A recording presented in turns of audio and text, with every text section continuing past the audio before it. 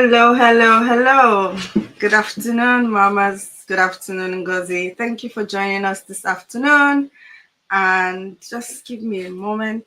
I just realized I need to, let's just wait for other, um, let's just wait a minute for others.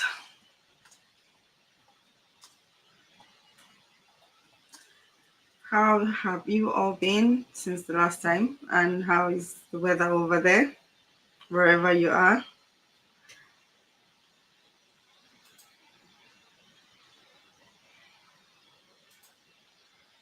How to stay anchored in who you are.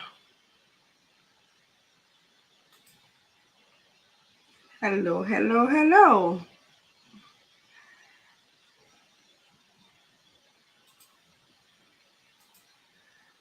Anyway, we'll just go right on because we have less than an hour, and I'll just go right on. So last week we talked about designing a life and readings that that suit you, that for the woman you're becoming, for to stay unmuted. We talked about readings. We talked about creating systems in the home that would help you to fit into the kind of life that you would like to live.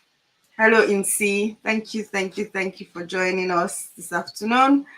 And I said I was just going to go right on because I only have now, and I have a lot to cover. Yes. So this morning rather, sorry, not this week, we're talking about how to stay anchored in who you are, how to stay anchored in who you are, and what happens, what you do when life gets loud. What happens when life gets loud? We all know that life gets loud. You have responsibilities. Sorry, I have a slight cold, so you forgive my truth. Hello, Chioma. Thank you. Good to see you again. Thank you.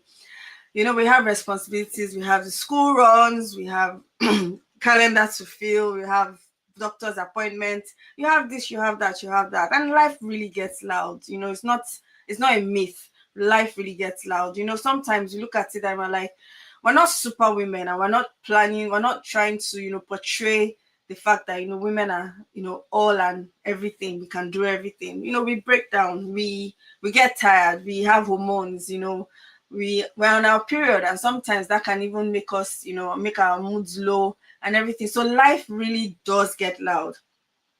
So our title today is When Life Gets Loud and How to Stay Anchored in Who You Are.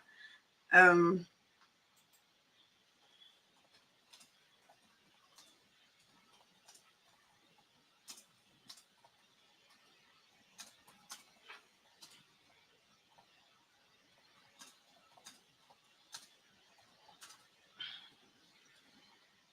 you know sorry about that.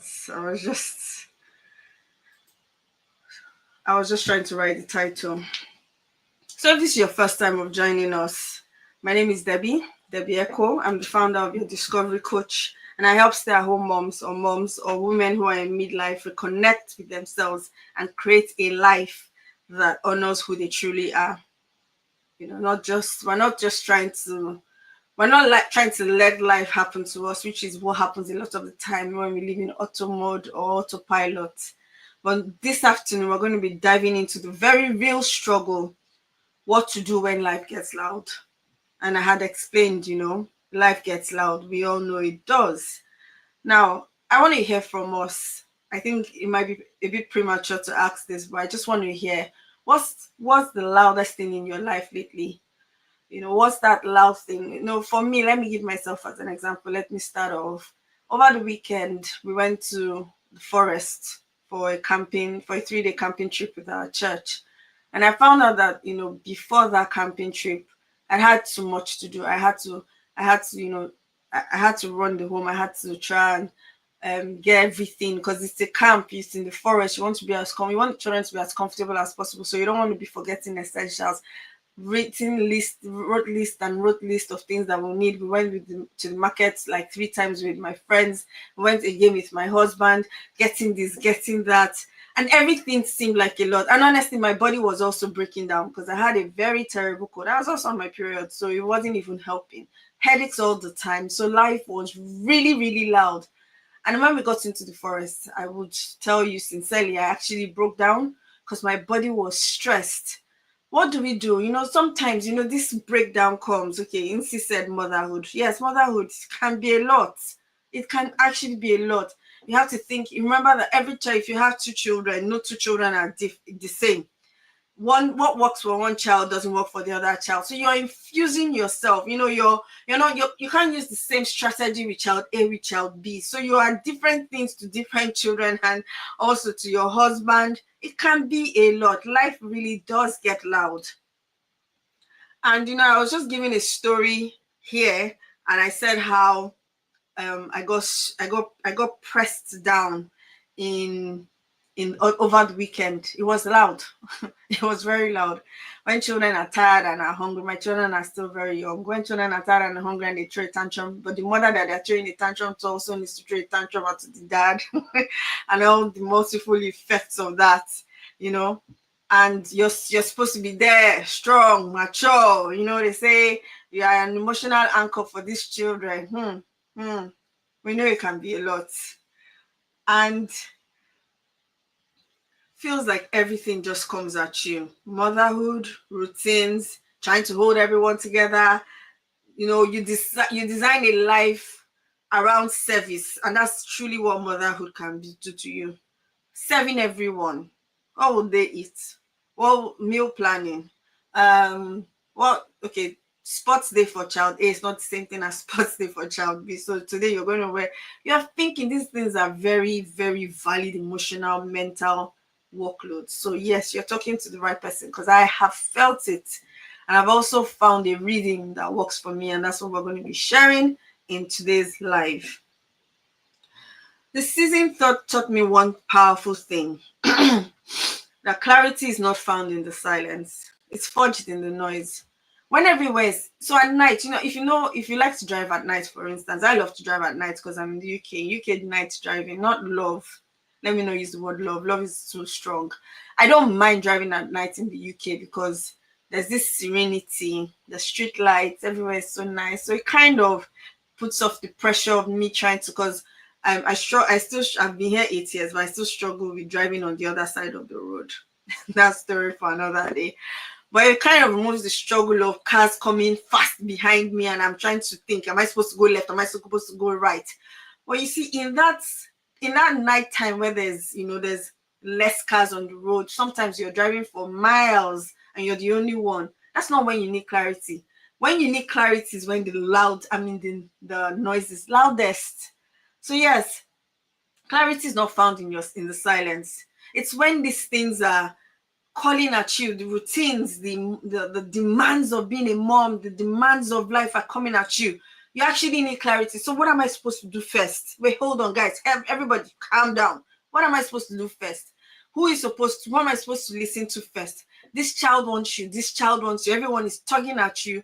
Your husband needs you also. They don't know where they kept this. That is where the clarity, becomes most appreciated. So we often think identity is lost in the big things, in divorce, in career shifts, in motherhood. But the thing is, you lose yourself slowly. So identity is not it's not lost in, the day someone signs a divorce paper, for instance, it's not the day that the identity of that marriage was lost, or the cohesion of the marriage was lost. The thing happens gradually. So the clarity that we need is actually when the noise is loudest, because that is the moment that is easiest for us to actually, lose ourselves. It's not when you're trying to decide whether I want to continue to do night shift, or I want to continue to do a 9 to 5, I want to continue to be at home. That's not when we need it. It starts, the erasure starts, slowly. It's not in the quietness. It's in the pa pa pa, the tap tap tap tap tap tap tap of everyday life. One compromise here, one muted no. So not nearly. We've been talking about. Sorry, I have a cold. We've been talking about boundaries. We've been talking about boundaries, and we've been talking about unmuting yourself, designing a life to fit and honor the woman that you are. And it's in those quiet, oh, I can't say no. The little I can't say no here, the little I can't say no there. And then you start finding out that gradually you're gone. And then one day you wake up and then you realize life is a performance. You're not living it. Performance, life being a performance is, something that happens very slowly. You're not dictating how you want your life to go. You're not designing it. You are allowing life happen. So you wake up in the morning and there's no design for your day. You don't actually have a design for how your day should go. And I get it. It happens very, very subtly. Because sometimes you don't even in the planning of your day, a child, for instance, falls sick. You didn't plan for that. How do you bounce back from a disturbed routine to a routine that has been working for you? How do you bounce back from, oh, I was supposed to go out today, but you say, I can't go out anymore, I can't do this anymore because there's a child at home who needs to be catered for? There's something we're going to talk about here, and we'll see how it's easy to let yourself go, but it's also possible. I want you to see the possibility that you can also have a life where you are the one in charge, even when things seem to be thrown at you. When life gets loud, that's when the drifting starts. That's when the forgetting of your voice starts. That's, my topic about muting yourself or muting yourself, blah, blah, blah. You start to forget your voice. You start to allow things to, just pile up on you. That's when life gets loud. That's when it's easy to get back to survival mode. When life gets loud, that's when the muting of your needs starts again. So instead of asking for help, like we had talked about in previous webinars, you start to go back to default. It's okay, I can handle this. And then you start to pile up on things. And then you realize that, okay, you're drifting. And it's very subtle. Everything I'm saying here is very subtle. Very, very subtle. And then you start to lose momentum. The sick child at home. And then you don't know how to actually go back to the design that you made last week, if you made it. And if we're not careful, when life gets loud, we drift. We drift back into patterns. We drift back into shrinking. We drift back into self-doubt. And the rhythms that we designed, start to fade. So what can we do? I will go into that in a bit, but don't shame the drift. That's the first thing. You see, every one of us in this, as a human being, we drift. I can't find anybody that has it all together perfect all the time. There's nothing to be ashamed of when you create rhythms and then you start to drift. There are strategies you can use to bring yourself back, which is what we're going to be talking about in the next few minutes. But the first thing is, don't shame yourself. Don't say, oh, I can never do this. Never. So don't go into a mood of, I can't achieve it. It's too hard. Oh no, the people who do this, they have super strength. I don't have that. This thing that we Nigerians say, especially us Nigerians, we say, I can't come and kill myself. No, we're not asking you to kill yourself, but there's a drift that is happening, and the first thing to do is not to shame it. Also, you don't need to rush past it. Acknowledge where you are. Acknowledge that drift. Understand the season of your life, and acknowledge that in this season, the people that I am taking care of might need me unexpectedly. So you factor that into your own planning, and then you create rhythms that, how do I say it? You create rhythms that fit that season that you are. Instead of rushing, oh, I wish my children were old now. I wish my children were older now. I can't wait. One time like that, I was caught up with, I can't wait for my last born to be in school. And I got really convicted about it. Why am I rushing it? She will never get that time of her childhood back. Why am I rushing it? Why am I rushing the fact that there's a child that needs me right now? There's a child that wants me right now. There's a child that will sit with me right now and tell me all her fears, whether they sound silly or not, all her expectations, all her I have the privilege to sit down and understand how her mind works. Why am I rushing? And I stopped saying that. I literally stopped saying that. I don't wish it away. I use the time. I am in the time. I'm present in the time. I'm not wishing that time away. Drift is just the soul's gentle alarm bell. It's not asking you to go. It's just asking you, say, come, dude, girl, come. Are you going to come back to me? It's not a loss per se. It's a gentle question that says, will you come back to me?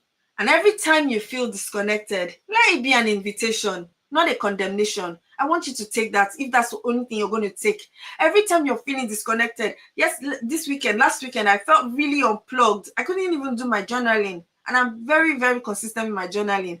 But, being in the forest, in the night, there's no lights, we're using a lantern. It was cool. I loved it. I loved the experience. But my body was actually, breaking down. When I came back, I said, what do I need to do to get myself back into routine? Instead of sitting down there and saying, no, I've missed 1 day of journaling, I've missed 2 days of journaling, and so therefore I'm going to start feeling bad, I'm feeling sad. No, it's not a condemnation. It's just an alarm bell that says, look, it feels like we're getting disconnected from each other again. What do we do? How do we come back to each other? How do we I want you. I want Debbie. I want to feel connected with myself, with Debbie. So when these disconnects are happening, I know that it's very, very, very, very possible, because I have been there, to just go into condemnation. Oh, they said we should journal. I can't even get it right. No. Life happens. Life gets loud. When that drift comes, forget about condemnation. Think about, how do I reconnect? Ask yourself these questions. You don't have to be tossed. What? But there's something we can do. Excuse me. You don't have to. How can you keep yourself anchored? You don't have to be tossed by every storm. Yes, life happens, but it's also possible not to be tossed by every storm. And anchored also does not mean perfect. Like I said this weekend, I've just given you my own example, my journaling example, because journaling is a very big part of your journey to becoming. It doesn't mean I'm perfect. It doesn't call for perfection. So when things happen, it's possible to stay anchored even though things are not perfect. Just being rooted in your truth. Okay, this is how I'm feeling right now. And another time for me, I'll just give this as a quick example. Another time for me that I feel very disconnected is I somehow lose strength when I'm doing my monthly cycle. Somehow, for some reason, I lose 2 days of the month. I can't explain why. My strength dips. I get drained. I try to drink a lot of water. I get headaches. And even as much as I haven't found a solution for it, but I've also learned not to feel condemned in such times, because it may feel like 2 days of you can't even do anything. I find my anchor. This is what's happening to me right now. What can I do? What's the minimal I can do? I always put my minimal work in those 2 days, because life doesn't stop. You still have kids. You're still going to stand up and cook. But how do I help myself to my doctor sister said it happens to the best of us. It's called menstrual syndrome. Thank you so much. So I'm not being lazy. Yes, but what I do because I recognize those 2 days of my life, or sometimes it extends to 3. I put my least work in those 3 days. I'm not trying to do so much in the 3 days. I'm trying to do the things that I don't really need so much strength to do. So these are kind of anchors I have put in my own journey. And I know that for some of us, it can be very real. And, understanding your system, understanding your patterns, understanding how your body works helps a lot. It does help. You can learn how to anchor deeply. Even when the house is messy, kids are crying, and your inner critic is loud, it's possible to learn how to anchor very deeply. I'll give you an anchor framework quickly, but I'll say this before I do that. Anchors don't matter when it's quiet. You know, when the sea is turbulent and then it's tossing, there's turbulence in the sea. I don't know who chose the anchor. I'm not a sailor, but you use the anchor to hold what's the word? To keep the boat from rocking. So it's not anchor. You don't need an anchor when everywhere is quiet. You know, when your children are being nice and good. Sometimes my children can give me 2 hours of peace. It's bliss. They've learned how. I've taught them how to play with each other. That's why I had two. I didn't have one because I need them to play with each other so that I can so that I can do some work. But they've learned how to play with each other, or they are learning how to play with each other. And then sometimes they give me 2 hours of peace. It's not in that 2 hours of peace I need the anchor. Is when this one is saying, "This is my mommy." No, my mommy. They fight. It's only one mother. They say, "No, she's my mommy. She's my mommy." I say, "No, I'm a mommy of all of you. I'm not one person's mommy. I'm not one person's mommy." Very funny children.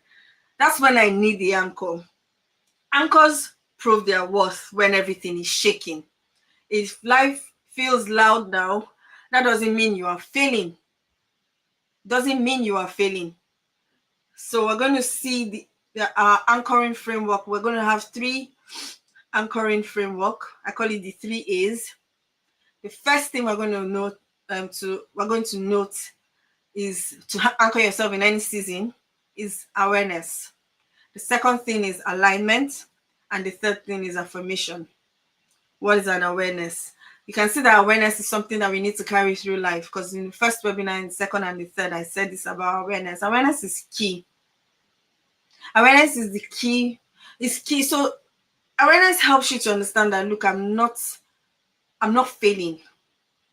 I'm a woman. I'm a living being. I'm not failing. Awareness helps you to understand that these things happen to the best of us, as my sister said. Awareness helps you to understand where you are and what you can do. I was talking one day to someone on Instagram, and I said to myself, I was talking to my phone on Instagram because I don't know who was listening, to be honest. And I was saying that sometimes I wake up in the morning and I have my to-do list. I have plenty of things I need to do. And initially I used to get frustrated. You see, I'll start one task and that task is taking me 3 hours. And that's okay for that task to take me 3 hours. It means I haven't built the capacity to do a task for less than 3 hours. I'm building capacity. We're all growing, we're all learning, we're all growing. And then I get frustrated about the fact that my whole list was like, this is another list. And I have plenty of lists on my table. And then these things, I'm not doing them. But awareness made me understand that task might take me 3 hours. So if it's taking me 3 hours, I don't have any business, because if I have this, let's say I have 6 hours of free time, well, not free, but 6 hours of business time, let's call it business and debit time in my day. What can I do in 6 hours? Being realistic, being aware of how fast I am. So it takes me this amount of time to do slides. It takes me this amount of time to do research. It takes me this amount. So being aware of what I can do, being aware of how long it will take me. We have a 4-bed house and it's 3 floors. Being aware of how much it will take me to clean the 3 to clean the 3 floors and the 4 beds. Being aware so that I don't cause frustration for myself. And then let's say, for instance, it takes me 3 hours to do my slides. That's an example. And 3 hours to clean the house. And then I put 4 things on the list. So I had a 6-hour window. And I put 4 things on the list. So 3 hours, I didn't think. In my head, I was like, nah, I will do this thing sharp. But I haven't built the capacity to do it sharp. I'm still learning how to, do the slides. And then the house, even no matter how sharp I want, there are crevices, there are places I need to clean. And it genuinely takes me 3 hours. Why am I writing a list that is taking me that long and adding 2 extra things? I'm only causing confusion for myself and frustration for myself. So it made me realize that awareness, even for the tasks that are on my list, awareness to know that my journaling in the night can take me 5 minutes, and not to expect that I can finish it in 1 minute. This syndrome of I need to, go through this, go through that, go through this, go through that, go through this. How long does it take you to actually do a task? How long does it take you to actually do things so that you're not piling on so much on yourself? Your full house, how long does it take you? Do you want to divide the full house into 6 segments and say that one segment a day so that you're not feeling frustrated about not meeting your goals per se? Your goal for the day was 3 hours. For you thought that your slides would take you 1 hour, but unfortunately, you're not a guru like that yet. You will get there. You're going to be fast one day. These things are going to come to you. Or it can even be food. Cooking.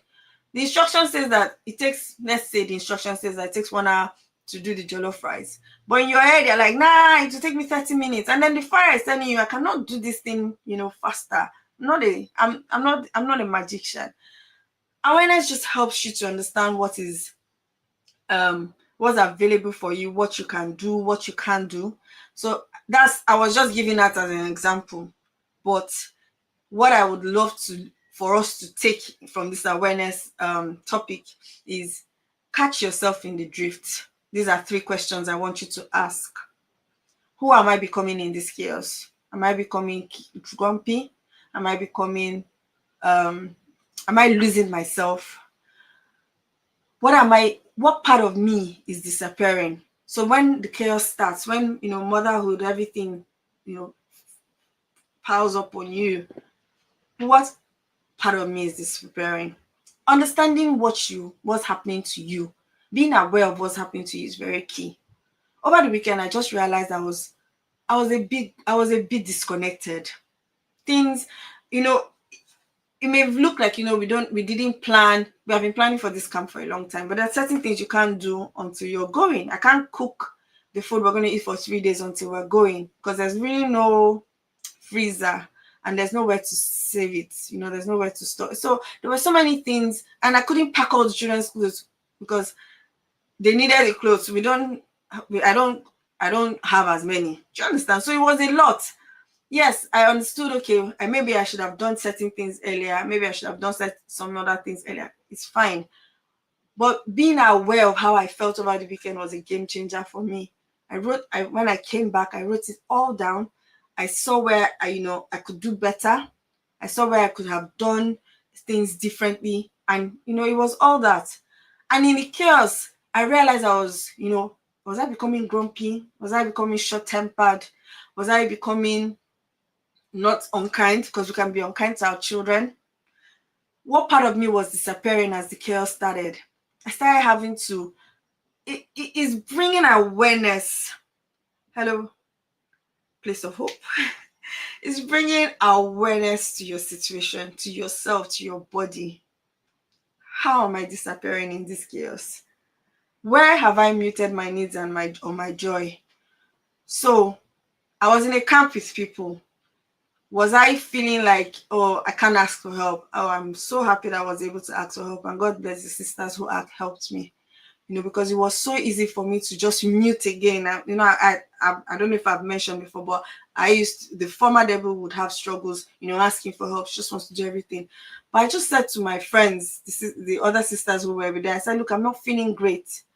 When you're doing food for your children, pretend you have 4 children. And it was such a help. I didn't, say, I'm going to go mute. I'm just going to struggle. Sometimes you're feeling down. You're feeling really down in your body, and then you are struggling to do everything, to be it all. No, don't go back to mute. Voice out your needs. Voice out the things that bring you joy. Do those things again. Recognize what's going on in your mind, in your spirit, and your body. Don't be oblivious of the things that are happening. Even, I used to say something, think about your thoughts. Think about the things you're thinking. It helps you to come back to bringing yourself grounded, to bringing that anchor back. Awareness is everything. Before you can reclaim anything, you must notice when you have gone. You must notice how what I also did when I came back was to also write the pattern of how I drifted. So it's a pattern. Your body works in patterns. It's habits, things that you don't even realize how much of what you do is a pattern or a habit. So what I did was I wrote it down. I wrote it down in in steps and in questions, and in steps and in 1, 2, 3, 4, 5. I just wrote everything down and I said, yes, this is where, this is where I lost it. This is where I felt disconnected. This is what, and I'm not writing it down for self-condemnation. I'm writing it down because I need to arrest it, because awareness is everything. You have to ask yourself, keep on asking yourself questions. It's a continuous questioning. Ask yourself, when did I start losing my voice again? Sometimes the loudest thing isn't outside. It's the guilt, the pressure, or the shame inside. The shame of asking for help. The shame of asking for shame of saying you're tired. There's no shame in being tired, though. There's no shame. There's no shame in being tired. In fact, there was one day I told myself there's no even shame in having an untidy house. I have small kids. If it bothers you, go to your house and stay. So I give them time to do all their messy play, and then 6 o'clock I tell them, let's shut down. There's no shame in it. Constantly trying to tidy up after the children, they're playing, you're tidying up. No, you're going to get yourself burnt out. Sometimes the school runs, the dishes and the noise are in the hardest parts. The real noise is the voice that says you should be grateful. You should be grateful for the life that you have. You're lucky to be at home. Don't complain. That inner noise, sometimes it's the inside voice that we just need to quiet. Some people voice it out for us. Yeah, and you're not lucky that your husband does everything for you. I'm like, oh, really? I hear you. But see, don't carry shame. Whether you choose to be at home or you choose to be a career person, shame can come in different forms. Don't carry any shame. Shame is the fastest way to drain your energy as a mom. Your step 2 is alignment. Return to the rhythms that honor you. Like I said, when I got back, I just told myself, okay, Debbie, you've missed 2 days. It's fine. Oh yeah, what do we do? Return to those things that nourish you. Ask yourself 3 questions. What nourishes me? What boundaries matter? Where do I need to start saying no more often? What can you say yes or no to today? Ask yourself those questions. Come back to you, especially the things that nourish you. Those 5 minutes quiet time, that music that you put your earphones in and then you are hearing the music and then it's soothing your soul. Do what nourishes you. Hello, Otion Fun. Thank you for joining us. This is where last week comes in. Those readings that you created, if you created them, don't throw them away. We talked about meal planning. We talked about batching, doing things in batches. So, like I talked today now, I've said to you about dividing the house. You don't have to clean up all parts of the house every day. I don't. These rhythms, finding rhythms that work for you. So you're not constantly working. You're not constantly bending over. Teaching your children even is part of it. Let them take responsibility. My daughter is 5. I've refused. I only do it once in a while. I've refused to enter their room to clean it. Yesterday, the Hoover, for some reason, I don't know what's wrong with the Hoover. I saw them using our Nigerian broom. I was laughing to clean their room. Yes, once in a while I go in there, but I help them to understand that, see, these things are, living in a clean house is a communal activity. It's not a mom's job. It's a communal area, so we all come together and we clean it together. And these are the rhythms. So have you started teaching your children? Have you started learning how to disembark from all sorts of responsibilities? Give responsibility to everybody. Tell everybody my daughter calls herself the table police, because her own job was, after food, she needs to clean the table. So she calls herself table police. The other one calls herself the mat police. The other one calls herself, there are only 2, but they are police for everything. I say, yes, you are the police. You are the one in charge. If this table is dirty, it's you I will call. Starting early to even give these children responsibility helps them to grow into responsible adults and take responsibility around the house. I have friends who have grown-up kids, and I'm wondering, what are you still doing in the kitchen? I will not be that mom. I'm sorry, I've already started saying it. No. Because you need to learn how to delegate. Delegate even to your husband. It's fine. You need to learn how to delegate. Being at home is not a life sentence. Being a mom is not a life sentence. You will need to delegate, because you also have a life that you need to build. You're also honoring the woman you're becoming. So teaching everybody around you to honor that woman you're also becoming is very important. And then affirmations. That's the third thing. Reinforce your anchor every day. What are your anchor affirmations? Use your voice.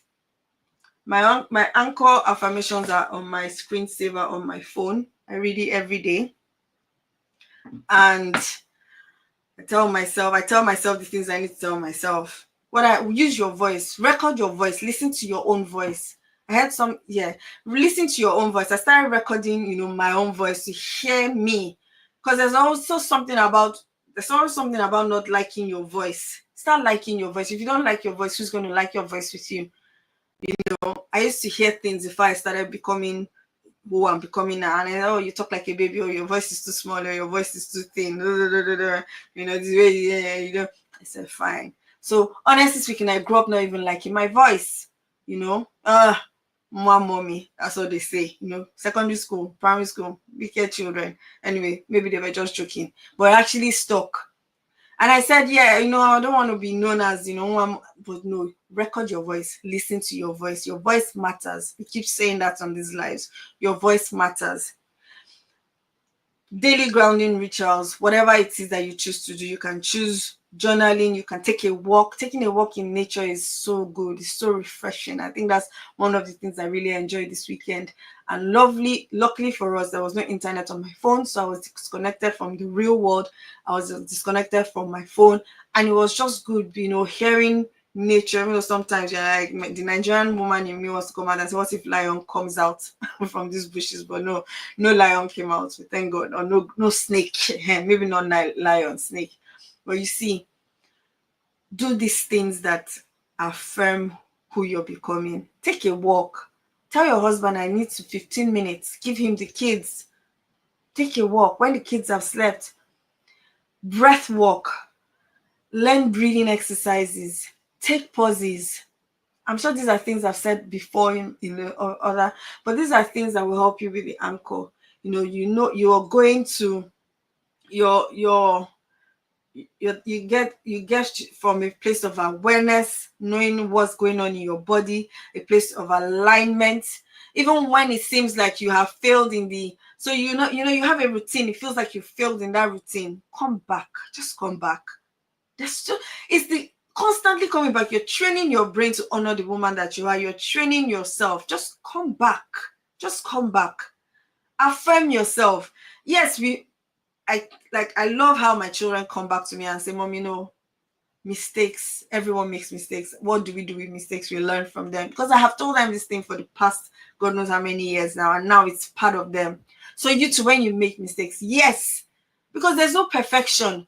We're going through a process. It's progress over perfection. Progress. Yes, I recently did mindful photography in a park. It was lovely, and I read poems to myself. Beautiful. Beautiful. These are the things we're talking about. Go on. So when I go to the park with my kids, one thing I love to do so much is to use the swings. I wait for all the kids to come out and all the kids to go. I say, Mommy needs 5 minutes. And as I'm going high up in the air and swinging high up in the air, there's just something, the breeze, the everything, the euphoria, the feelings. It feels so good. I used to love swings as a child. I begged my daddy to buy it. He didn't buy it. I've forgiven him, but you see, that inner child that wanted a swing in their house, she has found it now with her children in the park. And that's just by the way. But yes, it's progress over perfection, you see. Definitely progress. So yes, remind yourself, come back to your anchors, come back. Affirmations are not just words, but they are lifelines. Speak who you are before the world tells you otherwise. Sorry. Speak who you are before the world tells you otherwise. Wake up in the morning, look yourself in the mirror, and speak who you're becoming, who you are. Even if you did something silly, speak who you are. Don't say I'm so silly. That was a silly mistake. No, it's okay. You make mistakes. It's okay. Speak who you are becoming. The woman you want to see when you wake up in the next 10 years, speak it. Start to speak it now. Affirmations are not just words, they're lifelines. A rhythm is not just a routine, sorry. It's a relationship with your needs. Routines are rigid. Like I said, a child can just wake up and not be feeling well. And then you're annoyed with yourself because your routine is not being kept. So routines are rigid, but we're asking you to keep rhythms. Rhythms are for living. How can I readjust in this situation? How can I readjust my timing to suit the needs that are around me right now? So when life gets loud, it's your rhythms that help you. Tell yourself, I'm not disappearing again. I'm not going under again. I will honor myself in small ways, even now. So, yes, a routine was shattered and you didn't do the things you set out to do. But what are your rhythms? Do you pause during your day? Do you take. I remember when I've stopped having my Fitbit because I was very obsessive. I'm a very, very obsessive fitness person. And if I don't meet I had a goal for 20,000 steps. And if I don't meet it, I won't sleep. So I found out that I was doing more walking around Kakiri in the estate than actually sitting down and doing work. So I got rid of it for a while. It's not, I'll still get it back because I love the accountability. But I remember when my Fitbit used to just remind me it's time to move. So every 1 hour, I'm moving for 2 to 3 minutes. That was a reading for me. I love to move. I'm a fidgeter. I love working out. I love to move. But I created a rhythm, around movement because I get a lot of inspiration from just, being in motion. That's why I love the swings. That's why I love the trampoline when I go to soft play with my kids. I love it so much. So, but I find a rhythm that works for me. Times in the day where I just tell my kids, I started teaching my daughter at 3. Like mommy would need 5. So I started with things like 2 minutes, 3 minutes. Give mommy 2 minutes or 3 minutes. Let me think. And they start learning it. So now they're the ones who put a timer for me.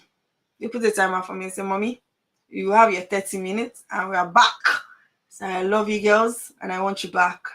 Honestly speaking, it helps us bond because I'm less grumpy. I'm not giving them the version of myself that is the yelling, shouting mom. I'm more bonded. We bond on a closer level right now, which is great. So you can teach your kids even to honor your rhythms. You can teach them. They're not too small. Yes, they might not understand it. My 3-year-old didn't understand it for a long time, but now she's beginning to understand that, oh, mommy, this is mom. In fact, yesterday night, we were about to sleep when she brought down my journal and she said, Mom, it's time to journal. And honestly speaking, the sleep that was worrying me was more than the journal that she brought. And I laughed because this is me also teaching them to honor the woman that I am becoming, to honor the reasons that I am putting. So even though I was feeling very, because I've been having a really bad cold. So at night, like everything just, how your head is like heavy. I just want to sleep. It's night, and then it gets heavy at night. I'm coughing. I'm like and then I have a hay fever. She just brought down. She already understands mommy's reading. She's 5. Just brought down my journal. Brought down her journal. Her journal is all about drawing different kind of creatures, which is great. I love it. It's fine. That's how she expresses herself. And we sat down and we journaled, and it was so beautiful to just see that you can bring up children to actually understand the need for space. In fact, this morning, one of them was talking about the need for space and boundaries, and she was using a simple. We're using a pancake maker. I put too much, so they all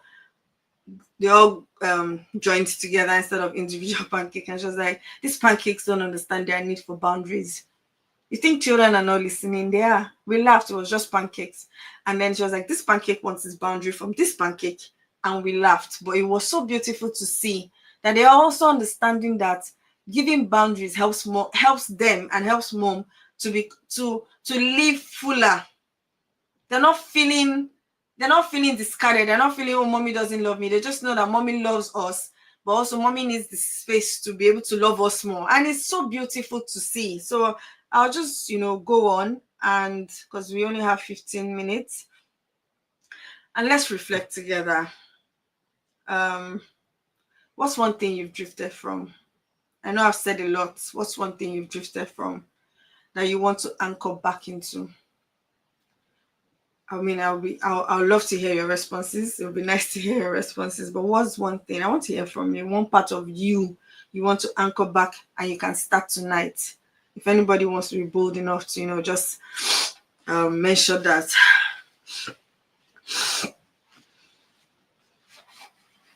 What's one thing you've drifted from? You can use an emoji, you can use a chat response, you can DM me if you like, if you want to talk, and that's great. But what's one thing you have drifted from that you feel, oh, I need to come back to myself tonight? It's just your soul calling you softly, calling you back, calling you softly, telling you, I want to connect with you again. I want to connect with Debbie again. I want to connect with Incy again. I want to connect with Tion from today. I just want to connect back. It's not a condemnation. It's not a I can't do it. It's a I just want to connect. I just want to connect. I just want to connect. Taking walks, exercising. Girl, go for it. Those are my two best things of my day. Well, one of my two best things. A lot of things are my best things, but I love walks. It does clear your head. Go for it. Go for it, Incy. Go for it. Honestly, it will do you a world of good. And for every time you say yes and you rise and you say yes to yourself, you give yourself an empowerment. You give yourself a strength that you don't know that existed. For every time you honor these little nudges, these little anchors, you are strengthening your anchor. You're strengthening it. The first time may be the hardest. But for every time you exercise that muscle of doing, yourself will thank you. Your inner self will thank you for that. So just go for it. Real life anchor tools. I'm just going to give you a few real life anchor tools. Before you turn on your screen or before you take your screen, forgive me. Before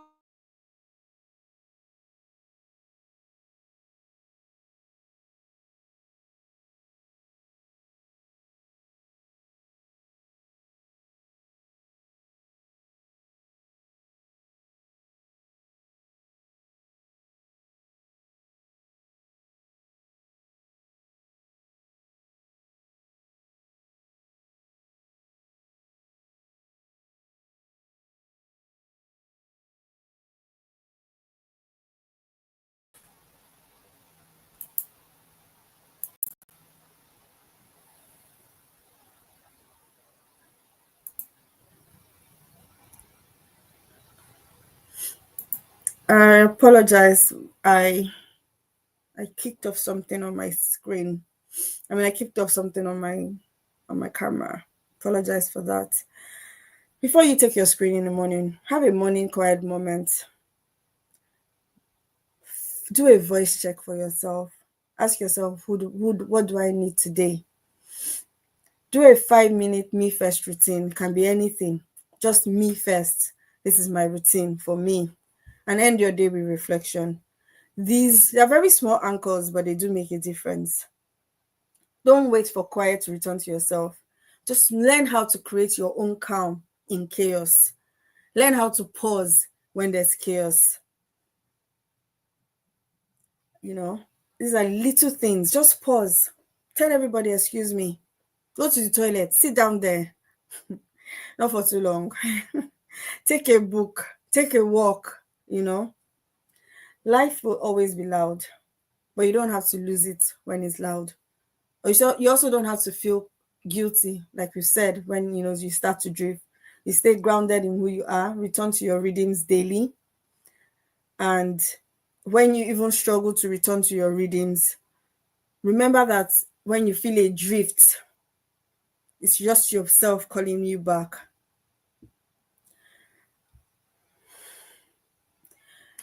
You may think that you're alone, but the honest truth is that a lot of women find themselves in situations like this. A lot of people who are strong, who you see they're strong out there and everything, they've learned to find themselves in invisibility again.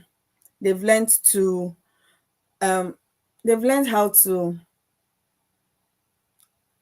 rediscover their voice, find their rhythm, and it's a journey. It's not, I'm not asking you to do it in one class. It's a journey.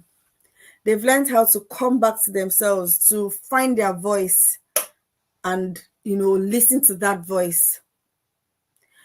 So you see women who are strong, who are everything. Remember that awareness is key, alignment is key, and affirmation is key. They're not the only things, but these are key in your becoming journey. Every day and every time you go is one step or the other. It's one step in front of the other. Motherhood is loud. The demands are loud. But remember your anchors. Take that walk. Do that journaling. Read that book. The world will keep turning. The schedules won't stop. Even when the kids grow, the schedules won't stop. And clarity isn't something that the world gives you. It's something that you claim. You have to look at your schedule every day and define what clarity means for you. It's something that you can start doing from tonight. And with this, I'm just going to encourage us and end this class. If there's anyone that wants to say anything, if there's any question, if there's anything we need clarifications on, that would be great. I'm here for 10 more minutes to take your questions or your comments.